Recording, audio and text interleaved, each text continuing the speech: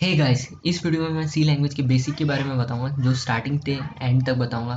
मतलब सिर्फ only basic for beginners, जो स्टार्ट करना चाहते हैं, सी लैंग्वेज सीखना चाहते हैं, उनके लिए ही है जो बेसिक बताऊंगा। और लास्ट में एक प्रोग्राम बना के भी दिखाऊंगा कि उसको कैसे बनाते हैं step by step. So if you are watching this video, that means you are from computer student, या बीएससी से हो सकते हैं और कोई दूसरा स्ट्रीम हो सकता है, कोई बात नहीं। ये बेसिक ही बताऊंगा, स्टार्टिंग से बताऊंगा, जिससे सब एक एक को समझ में आएगा। तो before starting this video, subscribe my channel and press on bell icon for further notification. आने वाले दिनों में इससे ज़्यादा बढ़िया बढ़िया वीडियोस आएगी, level by one level up. So starting this video. So C language, तो सी लैंग्वेज की सबसे पहले इंपॉर्टेंस देखते हैं। तो importance of C language, C is the world most popular language. That means कि अभी भी वो सी वर्ल्ड की मोस्ट पॉपुलर लैंग्वेज है। बट सब लोग के दिमाग में ये रहता है कि अभी पाइथन है, जावा स्क्रिप्ट है, ये सारी चलती होगी। नहीं, गलत है। अभी भी सी लैंग्वेज ही चल रही है, क्योंकि अभी भी बहुत सारी मतलब प्रोग्राम होते हैं ना जो सी लैंग्वेज में ही बन रहे हैं, बहुत सारी प्रोग्राम। तो उसके कुछ एग्जांपल बताता हूँ मैं, जैसे कि Oracle written in C. Oracle तो पता ही होगा, कितनी बड़ी कंपनी है, उसमें लिखा हुआ है सी लैंग्वेज, तो बहुत बड़ी बात है। यूनिक्स ऑपरेटिंग सिस्टम, इसमें भी लिखा है core libraries of Android are written in C language. That means जो हमारे हाथ में रहता है, पूरा दिन भर रहता है, मेरे तो हाथ में वही रहता है, तो उसका भी कोर लाइब्रेरी सी लैंग्वेज में ही लिखा है। Web browser also written in C language, मतलब क्रोम, गूगल क्रोम हो गया, फायरफॉक्स हो गया, ये चीज़ें भी सी लैंग्वेज। ये मतलब नहीं है कि सारा एक जैसे कोई ऐप है, कुछ चीज़ हो ना, वो ना हर एक ही लैंग्वेज में नहीं बनता, हर एक डिफरेंट लैंग्वेज में बनता है। जैसे कि कुछ चीज़ किसी और में बन गया, किसी की फाइल्स किसी और में बन गई, कोर लाइब्रेरीज किसी और में बन गई, मतलब अलग अलग यूज़ होता है। मतलब उसके एक ग्रुप बनाते हैं, टीम बनाते हैं और एक सॉफ्टवेयर बनाते हैं। तो आगे बढ़ते हैं। तो दूसरा है कि सॉफ्टवेयर। तो सबसे पहले तो होता ही है, अगर लैंग्वेज सीखे तो सॉफ्टवेयर बनाएंगे सबसे पहले। तो सबसे पहले डिफरेंस क्या होता है सॉफ्टवेयर्स में? What is the difference between application software and system software? तो application software by user, system software by computer. इसका मतलब है कि एप्लीकेशन सॉफ्टवेयर, एक एग्जांपल देता हूँ, जैसे कि अगर आपको किसी चीज़ में लॉगिन करना हो या साइन इन करना हो, अगर, तो उसमें ना सबसे पहले ये मांगता है कि यूज़र नेम, उसके बाद नीचे पासवर्ड, उसके साइन इन, ऐसे। तो सबसे उसमें एक चीज़ होता है, जैसे कि ग्राफिकल यूज़र इंटरफेस है, मतलब वो अपने आंखों से दिख रहा है आपको, मतलब वो आप देख सकते हो उस वीडियो को, मतलब उस स्क्रीन को देख सकते हो, और वहाँ पे लिखा हुआ है user name, type your name, ऐसे करके लिखा होता है। मतलब एंट्री फील्ड दी रखी होती है, उसके नीचे पासवर्ड होता है, उसके उसको चेक करते हो, मतलब उसमें उसके बाद टाइप करते हो। उसके सिस्टम सॉफ्टवेयर के बारे में बताता हूँ, पूरा एक्सप्लेन कर दूंगा उसको। तो सिस्टम सॉफ्टवेयर बाय कंप्यूटर, जब आप आपने अपना यूज़र नेम, नाम लिखा, उसके पासवर्ड लिखा, जब उसके नीचे साइन इन होता है, नहीं तो लॉग इन होता है, साइन अप होता है, ऐसा कुछ होता है, पूरा खेल होता है ना, मतलब पूरा गेम होता है सॉफ्टवेयर का, वो वहीं से स्टार्ट होता है। जैसे कि आपने साइन इन किया, मतलब उसके पीछे जो पावर है ना उस चीज़ का, पूरा कमांड उसके पीछे है, कोड, उसका मेन कोड सबसे ज़्यादा उस मतलब पावर देता है ना उस सॉफ्टवेयर को, तो वो साइन इन पे है। मतलब सबका अलग अलग सॉफ्टवेयर का अलग अलग पावर होता है। तो साइन इन पे तो एक कमांड उसके पीछे छुपा हुआ है, वो जो हम लोग को नहीं दिखाई देता। By user, that means graphical user interface. By GUI कहते हैं। पाइथन में सबसे ज़्यादा इसको, पाइथन में और जावा में यूज़ करते हैं सबसे ज़्यादा। और mix of three language, HTML, CSS and JavaScript, ये तीन लैंग्वेज को मिला के भी बहुत बढ़िया सॉफ्टवेयर बनाया जा सकता है। और बट बाय यूजिंग, मतलब एक वेब डिज़ाइनिंग की तरह बना सकते हैं। तो अब तो समझ में आ गया एप्लीकेशन सॉफ्टवेयर और सिस्टम सॉफ्टवेयर के बारे में। तो नेक्स्ट वीडियो आगे चलते हैं। तो सी लैंग्वेज कंटेन 32 कीवर्ड्स। तो सी लैंग्वेज कंटेन 32 कीवर्ड्स। अगर आप पाइथन से आ रहे हो तो वहाँ पे 33 कीवर्ड्स होंगे। तो सी लैंग्वेज में 32 कीवर्ड्स हैं, वहाँ पे 33 है, यहाँ पे 32 है, तो कंफ्यूज मत होना। तो आगे बढ़ते हैं। मैं सिर्फ इसमें बेसिक बता रहा हूँ, बेसिक से ज़्यादा नहीं बताऊँगा, जिससे आपको कंफ्यूज ना हो। आगे आने वाले ट्यूटोरियल्स में मैं एक सी लैंग्वेज की ट्यूटोरियल्स निकालूंगा, उसमें एड start to end advance level तक ले जाएंगे। तो सब्सक्राइब कर देना और प्रेस भी कर देना बेल आइकन को।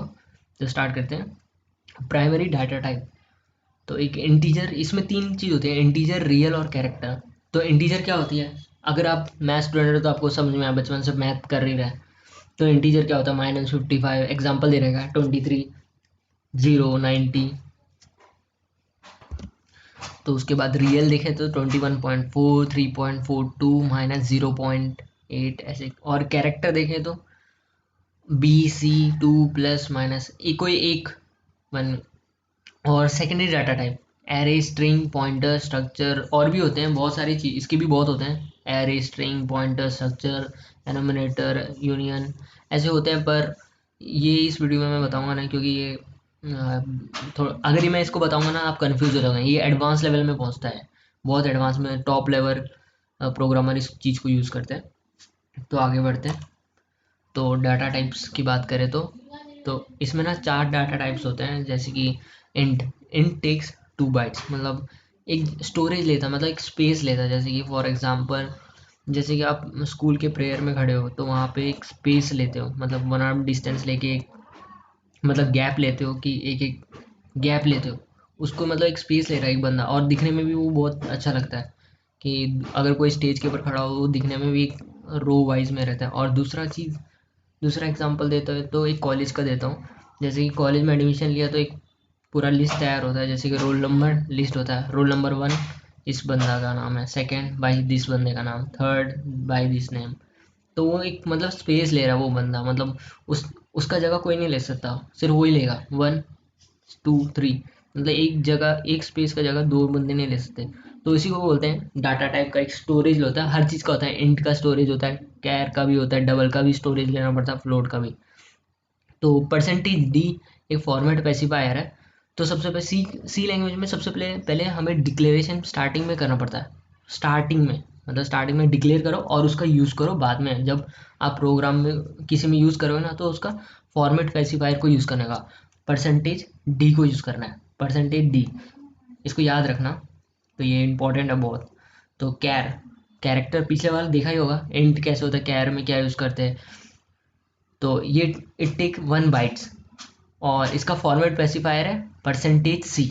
सो उसके नाम से ही हो गया, कैर से %c। इंट का थोड़ा डिफरेंट है, बट %d पहले स्टार्टिंग में परसेंटेज आई था, पर उसके बाद कुछ डिफ़ॉल्ट के कारण, पता नहीं कुछ प्रॉब्लम के कारण %d कर दिया। तो उसके बाद डबल की बात करें तो 8 बाइट्स लेता है, %lf लेता है इसमें, फॉर्मेट स्पेसिफायर है ये।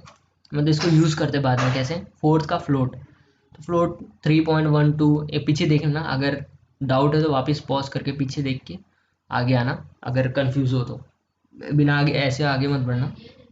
4 बाइट्स पर %f, इसका मतलब कि फ्लोट है 4.2, इतना वैल्यू लेता है, स्टोरेज लेता है, फ्लोट इतना लेता है। डबल का मतलब है 3.688888 करके कितना भी ले सकता है, मतलब 8 कितना भी ले सकता है। इसमें कम लेता है, 4 डिजिट लेता है पॉइंट के बाद, ठीक है। और वॉइड तो मतलब स्पेस, मतलब ब्लैंक, खाली, और कुछ नहीं, खाली कुछ नहीं। स्पेस मतलब ज़रूरत नहीं होती, इसकी इतनी इंपॉर्टेंस नहीं है, बाद में एडवांस लेवल में पता चलेगा, जब हम लोग फंक्शंस का यूज़ करेंगे तब उसको वॉइड का ज़्यादा वैल्यू रहती है। तो आगे बढ़ते हैं। तो हमारे पास हेडर फाइल्स हैं। So hash include studio dot h, hash include conio dot h. तो ये सबसे इम्पॉर्टेंट हेडर फाइल्स है सी लैंग्वेज में, सबसे इम्पॉर्टेंट। तो ये ना लर्न कर लो, hash include studio dot h, hash include conio dot h. ये दिन को, इन दोनों को ना याद कर लो ना तो सबसे बढ़िया है। और दूसरा, उसके बाद प्रिंट एफ की बात करते हैं। प्रिंट एफ क्या है, सॉरी, प्रिंट एफ क्या है कि print F bracket and semi colon for printing on screen. That इसका मतलब है कि अगर कुछ चीज़ हमें प्रिंट करनी है, जैसे कि मैं एग्जांपल बता रहा हूँ, मतलब वो स्क्रीन में हमें अपने आईज से दिखती है, पर कंप्यूटर का सॉफ्टवेयर नहीं दिखाई देता ना। जैसे कि मैं एक एग्जांपल बताता हूँ, जैसे कि आप अपने डिवाइस को शट डाउन करना चाहते हैं, तो शट डाउन पे क्लिक करोगे तो वन पॉपअप विंडो ओपन होगी, if you really want to shut down your computer और डिवाइस, यस और नो। तो आप क्लिक करोगे, यस करोगे तो वो बंद हो जाएगा, नो करोगे तो मतलब बंद नहीं होगा। तो उसमें ना कोड होता है कि 10 होता है, तो मतलब वहाँ पे शो हो रहा है ना, do you really want to print on the close the device. तो ये प्रिंट एफ का कमाल होता है। तो मतलब आपको शो करना है कि और उसका ऑप्शन जो है it is not a keyword. तो मैंने सबसे पहले बताया था इसका सी लैंग्वेज के 32 कीवर्ड्स है। तो ये C language it is not a keyword, मतलब ये कीवर्ड नहीं होते। और printf is a predefined function, मतलब ये पहले से डिफाइंड है और डिक्लेयर्ड भी है। तो ये डिक्लेयर्ड इन hash include studio dot H, header files में डिक्लेयर्ड है। मतलब हेडर फाइल्स कितना इंपॉर्टेंट है यहाँ पता ही चल रहा होगा। प्रिंट एफ, इसके बिना प्रिंट एफ यूज़ ही नहीं कर सकते। आप इसको डिक्लेयर नहीं करोगे तो प्रिंट एफ यूज़ ही नहीं कर सकते, मतलब एरर आएगा। तो इसको याद रख लेना, सबसे इंपॉर्टेंट है ये पूरा पेज जो दिख रहा है उसको नोट कर लो, एक नोट्स बना लो स्टार्टिंग में। तो लास्ट में प्रोग्राम बनाने के टाइम में उस नोट को देख के आप प्रोग्राम जैसे बताऊंगा तो समझ में आता रहेगा। तो ये है, तो नोट्स बनाते रहना। तो उसके बाद होता है स्कैन ऐप, ब्रैकेट उसके semicolon for taking the value from user. Print F क्या करता है, प्रिंट करता है, एक नाम प्रिंट करता है, कुछ ना कुछ प्रिंट कर देता है। पर स्कैन एफ क्या करता है, ये इट्स नॉट अ कीवर्ड, ये सिर्फ not a keyword is a predefined function and declare in hash include conio dot h. ये भी एक हेडर फाइल है, इसके बिना। अब स्कैन एफ का कमाल क्या होता है कि जो वैल्यूज लेता है, जैसे कि हमने लिखा प्रेस प्लस, मतलब एंटर टू नंबर, ठीक है। एंटर टू नंबर मैं बोलता हूँ कि 3+2 को लेना है। तो एंटर द टू नंबर तो प्रिंट एफ ने बताया कर दिया, enter the two number screen में शो कर दिया बाय प्रिंट एफ। बट उसको वैल्यूज को लेनी है तो स्कैन एफ का यूज़ करना ही पड़ेगा 3+2 के लिए। तो ये है फ्रॉम यूजर्स, मतलब आप वैल्यू दो तो लेगा, मतलब कितना भी दे सकते हैं, आपकी मर्जी है।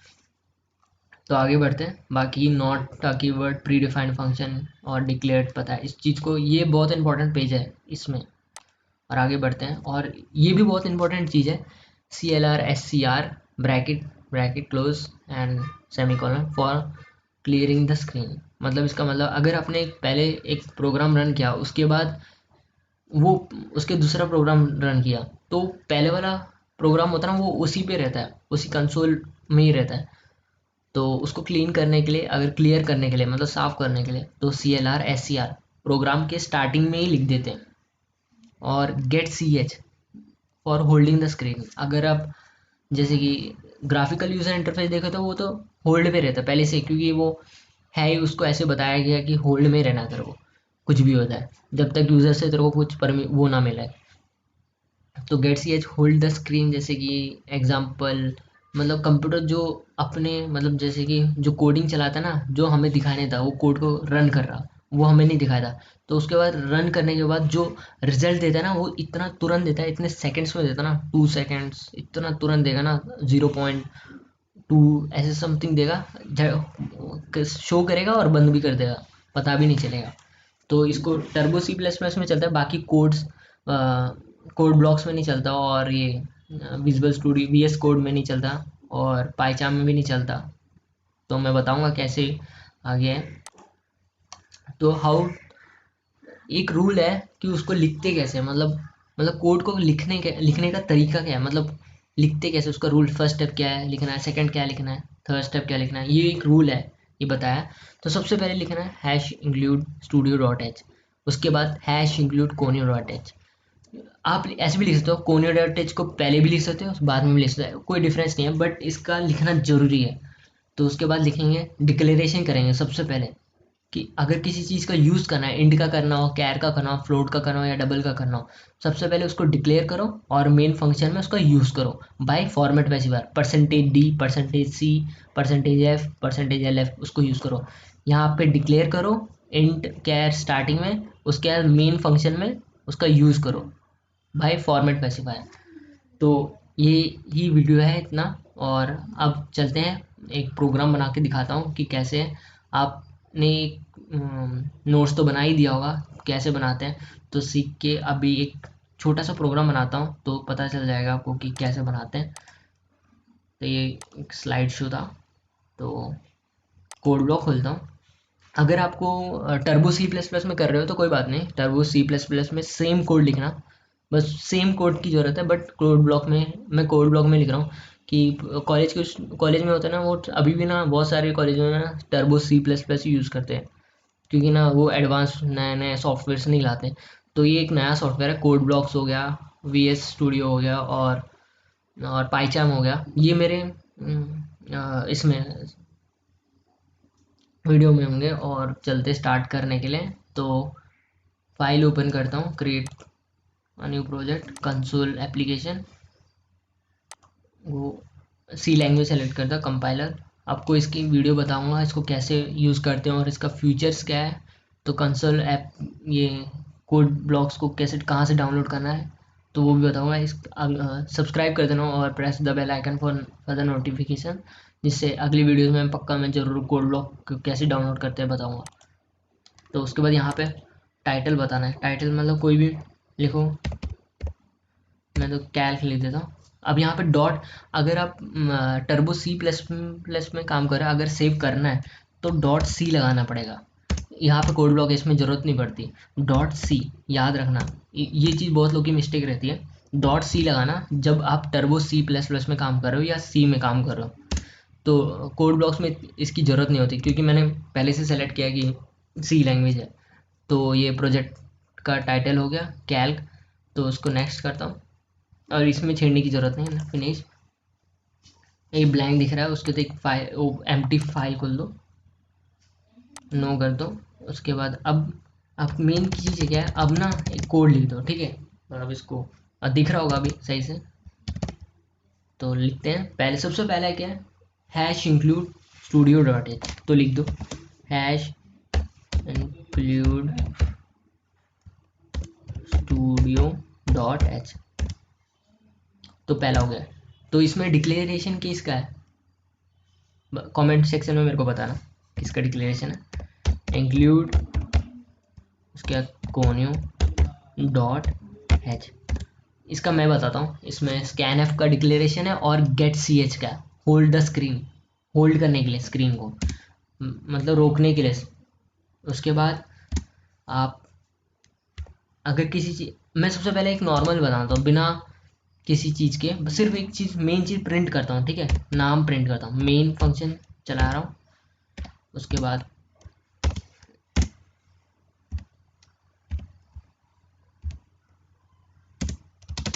सिर्फ यहाँ पे सिर्फ प्रिंट कराऊंगा, मैं वैल्यूज़ को लूँगा नहीं, मतलब यूज़र से वैल्यूज़ नहीं है, सिर्फ प्रिंट कराऊंगा। तो सबसे पहले प्रिंट करूँगा print F code with tricks, इतना काफ़ी है। उसके बाद सेमी कॉलन, सी लैंग्वेज का ना सबसे एक मेन तरीका है कि सेमी कॉलन। जो पाइथन का बंदा होता है ना, उसको ना, अगर पाइथन सीख के सी लैंग्वेज सीख रहा हो ना, उसको तो बहुत बुरी तरह का हवा निकलता है। बताऊँ क्यों? क्योंकि ना वहाँ पे सेमी कॉलन का यूज़ नहीं होता। और दूसरा चीज़, प्रिंट एफ में, यहाँ पे प्रिंट एफ यूज़ होता है, वहाँ पे प्रिंट होता है सिर्फ प्रिंट, और यहाँ पे हेडर फाइल्स को इंक्लूड नहीं करता, वहाँ पे पहले से इंक्लूड होता है। तो ये डिफरेंस होता है, एडवांस लेवल भी बोलते हैं उसको। उसके प्रिंट है। अब मैं इसको सेव करता हूँ, अब सेव करूँगा और रन करूँगा, देखना एक बार। फाइल को सेव फाइल करता हूँ, सेव कर दिया। अब देखा कलर चेंज हो गया, सेव हो गया था, कलर चेंज हो गया। अब मैं इसको रन करके दिखाता हूँ। बिल्ड में जाओ और बिल्ड एंड रन, तो यहाँ पे दिख रहा है, यहाँ पे कंसोल ऐप खुल गया। यहाँ पे कोड विद ट्रिक्स दिख रहा है, जो मैंने यहाँ पे प्रिंट कराया था, कोड विद ट्रिक्स, ये दिख रहा है यहाँ पे। मेन बताता हूँ, सबसे पहले एग्जीक्यूट क्या होगा। सबसे पहले ये मेन फंक्शन एग्जीक्यूट हुआ है, रन ये हुआ है। सबसे पहले हार्ड डिस्क में गया, हार्ड डिस्क से रैम में गया, रैम से प्रोग्राम चला, और ये प्रिंट है मेन फंक्शन में। मेन उसने चेक किया कि मेन फंक्शन में क्या चीज़ है, तो उसने सिर्फ एक ही लाइन है प्रिंट है, तो उसको प्रिंट कर दिया, कोड विद ट्रिक्स। तो आगे चलते हैं, आगे दूसरा बनाता हूँ। तो अभी दूसरा बनाता हूँ, जैसे कि अब एक ना टू यूज़र से मैं ना एक वैल्यू लूँगा, दो नंबर को ऐड कैसे करते हैं, मतलब मेन चीज़। अगर आप कॉलेज में भी होगे ना, सबसे पहले ये टीचर ये हेलो सबसे पहले प्रिंट करने को बोलेगा, हेलो वर्ल्ड का एग्जांपल देगा। उसके बाद सेकंड ये प्लस माइनस ये सारे प्रोजेक्ट होगा। सेम हम भी ऐसे करेंगे। तो क्योंकि यही ना एक बेसिक एक तरीका है, पुराने से चलता है, तो यही तरीका सीखने ये सबसे बढ़िया है। तो उसके बाद हम सबसे पहले, उससे पहले ना हम लोग को डिक्लेयर करना पड़ेगा, बताया था मैंने, इंट, इंट चीज़ का इस्तेमाल करने का। इंट डिक्लेयर कर देते हैं, ठीक है, मतलब सेमी कॉलन, ठीक है, भूलना मत। इंट मतलब 2 बाइट्स का जगह लिया ए ने, 2 बाइट्स का जगह लिया बी ने। तो उसके बाद प्रोग्राम स्टार्ट करते हैं, मतलब इंटीजर्स वैल्यू कुछ भी ले सकते हैं भाई। अब यूज़र से वैल्यूज़ लेनी है, तो स्टार्ट करते हैं। तो प्रिंट एफ से enter two number, enter two numbers. उसके बाद बाहर आके सेमी कॉलन तो भूलना ही मत, नहीं तो सबसे पहले गलत होगा। ये सेमी कॉलन ना बहुत इंपॉर्टेंट है, बहुत लोग की गलती यहीं पे होती है। आप एरर भी आती है, वार्निंग आती है, तो ये सबसे ज़्यादा गलती है। सबसे पहले हम मैं एक एक लाइन बताऊंगा कैसे। Print F enter two numbers, इसका मतलब है टू, ये स्क्रीन में प्रिंट हो रहा है, मतलब कंसोल ऐप है उसमें एंटर टू नंबर्स प्रिंट हो रहा है, शो करेगा आपको, मतलब प्रिंट टू नंबर। तो उसके बाद स्कैन एफ की बात करते हैं। अब वैल्यूज़ को कैसे लेना है, तो उसका एक ही है, स्कैन एफ का यूज़ करना। स्कैन एफ का यूज़ करो। अब मैंने क्या बोला था कि अगर इंड यूज़ करेंगे ए और बी का, जो एक डाटा टाइप है, पर अब डिक्लेरेशन आपने कर दिया इंट ए और बी का, स्टार्टिंग में डिक्लेरेशन करना पड़ेगा, उसके बाद मेन फंक्शन में उसका यूज़ करना पड़ेगा। तो आपने पहले इंट ए और बी का तो डिक्लेरेशन कर दिया, अब उसका यूज़ कैसे करना है, तो स्कैन एफ में उसका यूज़ करना है। तो उसमें यूज़ करने के लिए मैंने बताया था कि फॉर्मेट स्पेसिफायर है। अगर भूल गए तो पीछे जाके देखो एक बार और कॉन्सेप्ट देखो, भूल गए तो, नहीं तो नोट्स बनाए तो उसी में से देख लो। तो परसेंटेज डी का यूज़ करेंगे फॉर ए, ओनली ए, एक चीज़ का यूज़ करेंगे, इंट ए, ए 2 बाइट्स लेता है, तो परसेंटेज ही format specifier belongs to a, और वो उसमें एड्रेस कंटेन करता है। वो बाद में पता चलेगा, पॉइंटर और एरेज के बारे में जानोगे तो उसमें एड्रेस आता है। तो समझ लो एक, अभी के लिए तो मान लो कि एक एड्रेस कंटेन करता है, ए एक एड्रेस कंटेन करता है फॉर्मेट स्पेसिफायर का ए का। तो उसके बाद नेक्स्ट में जाते हैं, परसेंटेज डी फॉर बी। ए ने 2 बाइट्स लिया, बी ने 2 बाइट्स लिया, तो उसका दोनों का फॉर्मेट स्पेसिफायर यूज़ करेंगे, परसेंटेज डी से परसेंटेज डी से। तो ये दो बन गया। उसके बाद कोमा लगाने के बाद उसका एड्रेस पास करना पड़ता है, address of A comma address of B. समझ गए होंगे एड्रेस, मैं बोला इस, बस इसको लाइन को याद कर लो। परसेंटेज डी उसका स्टोरेज दिया, फॉर्मेट स्पेसिफायर का यूज़ किया, और उसको बताया कि ये चीज़ें यहाँ पे, मतलब उसको डिक्लेयर कर दिया, मतलब वो वैल्यू ले रहा है, ठीक है। तो परसेंटेज डी 32,000 माइनस 32,000 से प्लस 32,000 के आसपास रेंज होता है इसका, वैल्यूज़ को टेक कर सकता है। उसके बाद हमने, अब ये दो लाइन का अंडरस्टैंड क्या है, enter two number, black screen में एंटर द टू नंबर एक वो आ गया, ठीक है।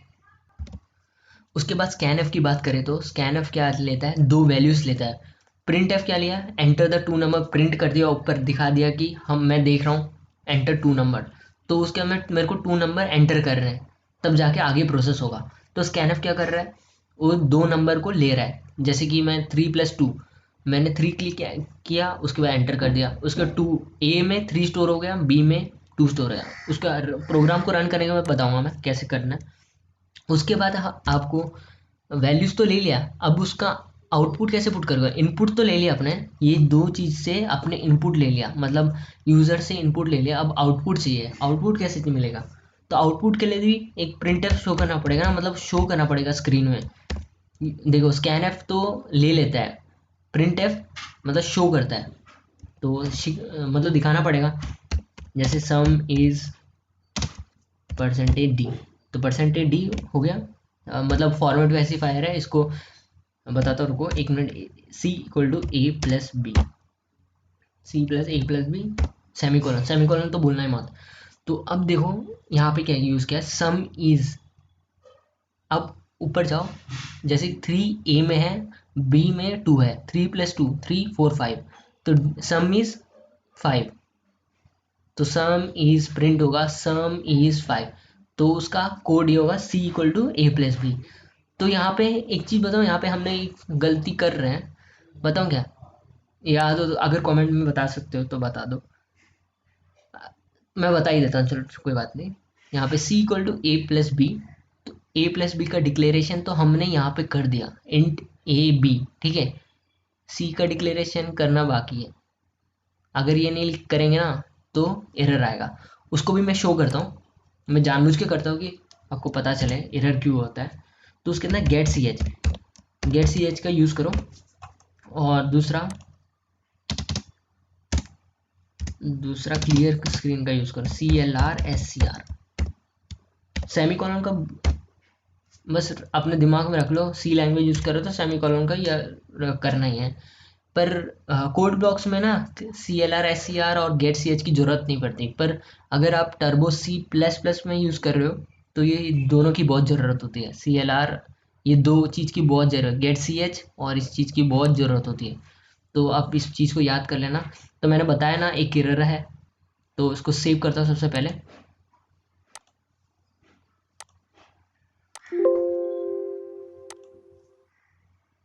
अब इसको रन करके दिखाता हूँ, एक बार बिल्ड एंड रन।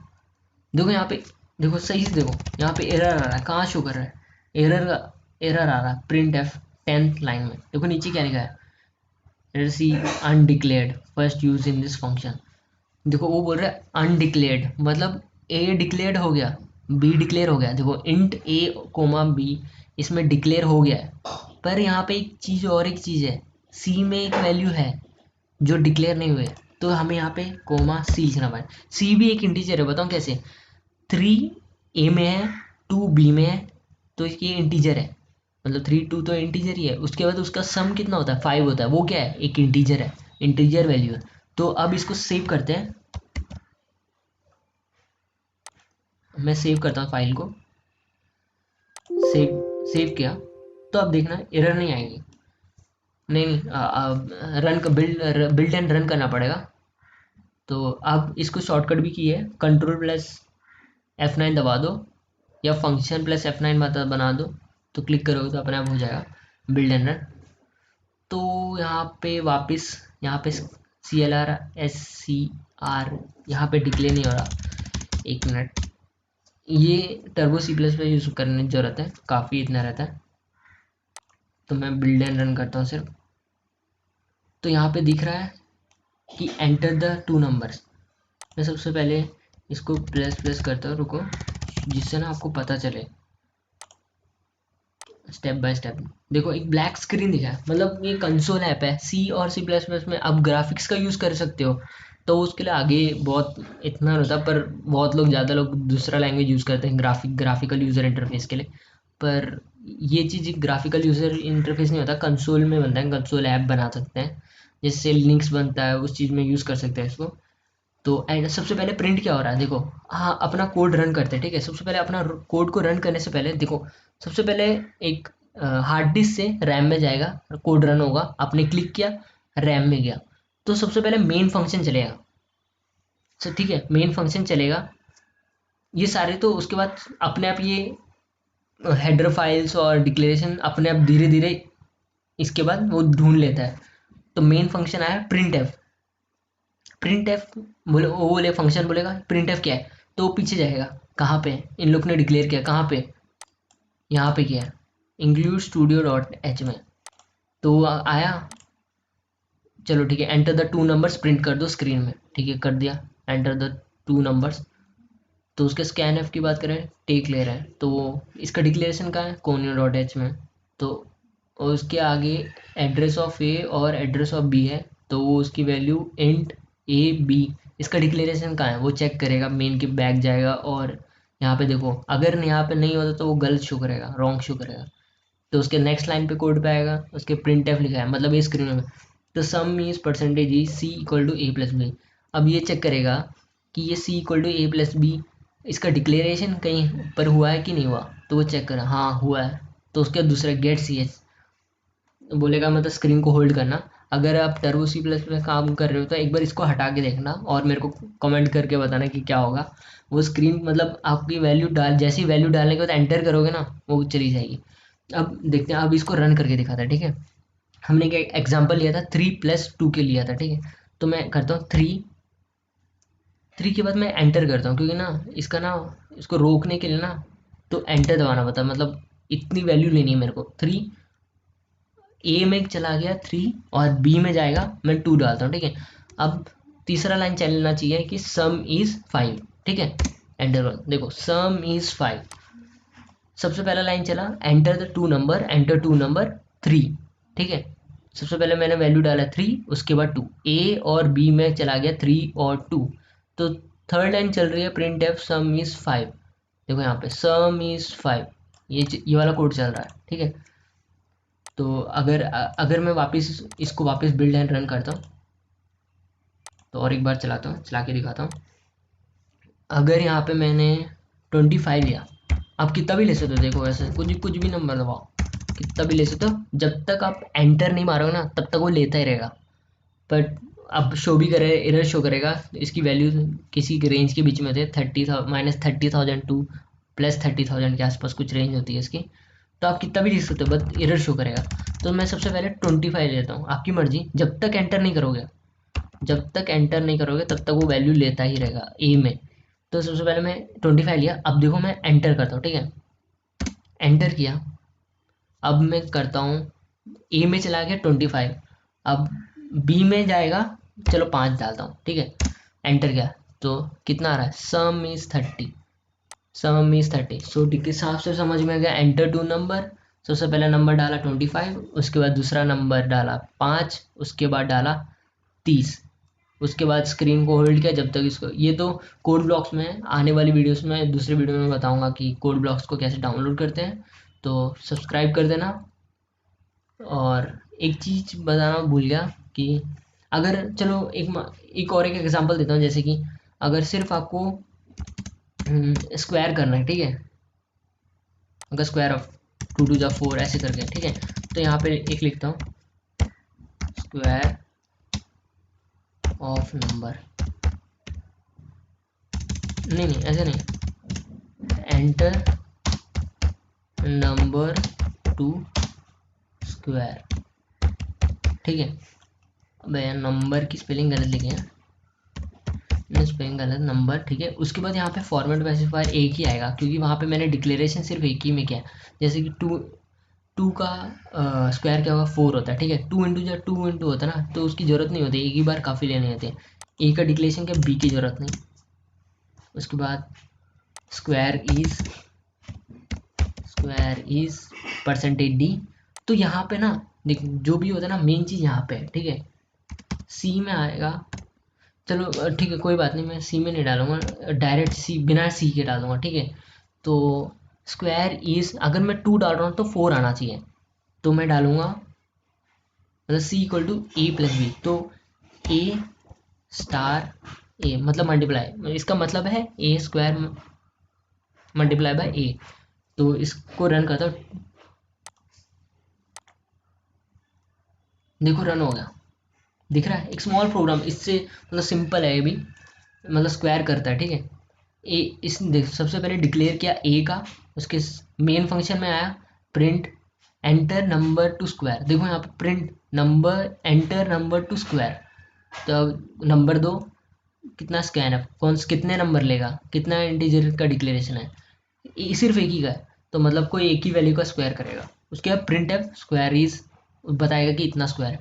तो मैं टाइप करता हूँ, अगर 2, सबसे पहले 2 एग्जांपल लेता हूँ, ठीक है, 2, तो एंटर, देखो स्क्वायर इज 4, स्क्वायर इज 4, देखा, एंटर नंबर टू स्क्वायर, पहले प्रिंट हुआ, उसके बाद बोला कि वैल्यू दो मुझे, स्क्वायर यूज़र से मांगा, जैसे कि मैं लिख रहा हूँ, ठीक है, तो बोल रहा है कि यूज़र मुझे एक नंबर दो जिससे मैं स्क्वायर कर सकूँ।